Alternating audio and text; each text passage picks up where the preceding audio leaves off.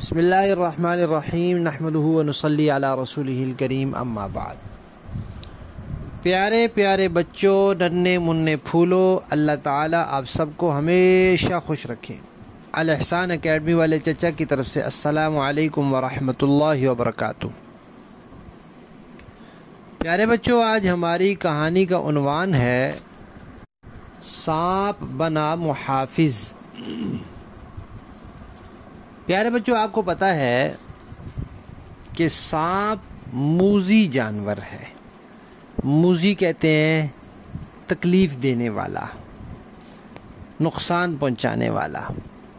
تو سانپ موذی جانور ہے، انسان کو ڈنگ مار دیتا ہے، ڈس لیتا ہے، اور کئی دفعہ سانپ کے ڈسنے سے انسان مر جاتا ہے۔ اس کا زہر ہوتا ہے، وہ جسم میں پھیل جاتا ہے۔ لیکن جب اللہ چاہے تو وہی سانپ انسان کا محافظ بن جاتا ہے۔ جب اللہ چاہے تو سانپ انسان کی بات ماننے لگ جاتا ہے، انسان کے کام آنے لگ جاتا ہے۔ بہت سے واقعات ہیں۔ تو آج ہم ایک ایسا واقعہ سنیں گے کہ جس میں سانپ نے حفاظت کی، ڈسا نہیں، ڈنگ نہیں مارا، وہ محافظ بن گیا۔ کیسے بنا؟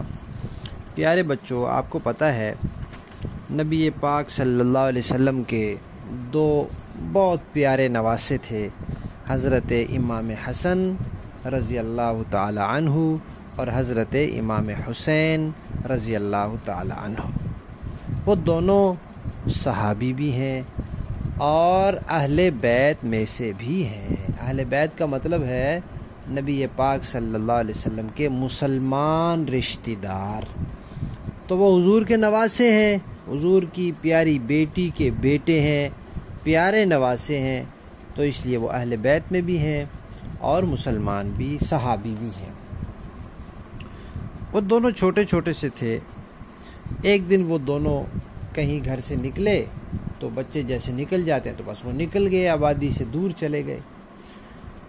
اب جب دیکھا، کیونکہ وہ گھر میں ہوتے تھے، کبھی نبی پاک صلی اللہ علیہ وسلم کے پاس آ جاتے تھے، تو اب جب توجہ ہوئی، دیکھا تو وہ دونوں ملے ہی نہیں۔ گھر میں دیکھا تو گھر میں بھی نہیں ملے، مسجد میں دیکھا مسجد میں نہیں ملے۔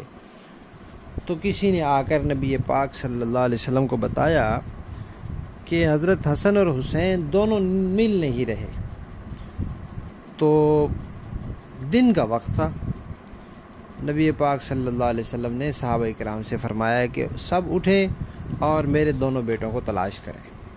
سب لوگ ان کو تلاش کرنے کے لیے چل پڑے، گلیوں میں ادھر ادھر۔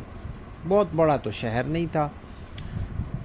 نبی پاک صلی اللہ علیہ وسلم خود بھی چل پڑے۔ چلتے چلتے چلتے آپ ایک جگہ پہنچے، وہاں پہاڑ تھا دونوں طرف اور درمیان میں جگہ تھی، اس کو کہتے ہیں پہاڑ کا دامن۔ انسان کی جو قمیض ہوتی ہے، قمیض کے جو آگے نیچے لٹکا ہوا حصہ ہوتا ہے، اس کو دامن کہتے ہیں۔ یہ قمیض کا دامن ہوتا ہے۔ تو اس طرح پہاڑ کے نیچے جو جگہ ہوتی ہے اس کے پاس، اس کو پہاڑ کا دامن کہتے ہیں۔ تو نبی پاک صلی اللہ علیہ وسلم وہاں پہنچے تو دیکھا کہ حضرت حسن اور حضرت حسین دونوں ایک دوسرے سے چمٹے ہوئے ہیں، ایک دوسرے کو انہوں نے گلے لگایا ہوا ہے اور ڈرے ہوئے ہیں، اور قریب ہی ایک کالا سانپ اپنی دم کے اوپر ایسے اونچا ہوا ہے اور منہ سے ایسے آگ کی طرح چنگاریاں نکال رہا ہے۔ تو اب وہ بچے تو دونوں جا رہے تھے، چلے جا رہے تھے، تو اس سانپ نے سامنے آ کر، وہ سانپ کھڑا ہو گیا اور منہ سے چنگاریاں نکالنے لگا۔ وہ دونوں اس کو دیکھ کر رک گئے اور وہ ڈر گئے، تو دونوں نے ایک دوسرے کو گلے لگا لیا۔ اتنے میں نبی پاک صلی اللہ علیہ وسلم پہنچ گئے۔ تو وہ سانپ اللہ تعالیٰ نے بھیجا تھا کہ یہ بچے آگے نہ جائیں۔ تو پھر جب اس سانپ نے نبی پاک صلی اللہ علیہ وسلم کو دیکھا تو پھر وہ واپس چلا گیا، اور نبی پاک صلی اللہ علیہ وسلم نے ان دونوں کو لیا، پھر ان کو اپنے ساتھ لگایا اور ان کو اپنے کندھوں پر بٹھایا۔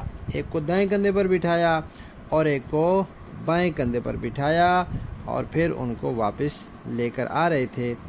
راستے میں ایک صحابی نے ان بچوں سے کہا کہ آپ کو تو بہت اچھی سواری ملی ہے کہ آپ نبی پاک کے کندھوں پہ بیٹھ گئے ہیں۔ تو نبی پاک صلی اللہ علیہ وسلم نے کہا کہ یہ دونوں جو اوپر بیٹھے ہوئے ہیں، یہ دونوں جو سواری کے اوپر بیٹھا ہوتا ہے پیارے بچوں، اس کو سوار کہتے ہیں، اوپر بیٹھنے والا سوار، اور جو جس کے اوپر بیٹھا ہوتا ہے اس کو سواری کہتے ہیں۔ کہتے ہیں نا آپ کے پاس کوئی سواری ہے؟ جی جی میرے پاس سائیکل ہے، میرے پاس موٹر سائیکل ہے، گاڑی ہے۔ تو ایک صحابی نے کہا کہ آپ دونوں کو کتنی اچھی سواری ملی ہے؟ تو نبی پاک صلی اللہ علیہ وسلم نے کہا کہ یہ دونوں سوار بھی تو بہت اچھے ہیں۔ تو پیارے بچوں، اللہ تعالیٰ جب چاہتے ہیں تو سانپ کے ذریعے بھی حفاظت کر لیتے ہیں۔ کہانی ختم۔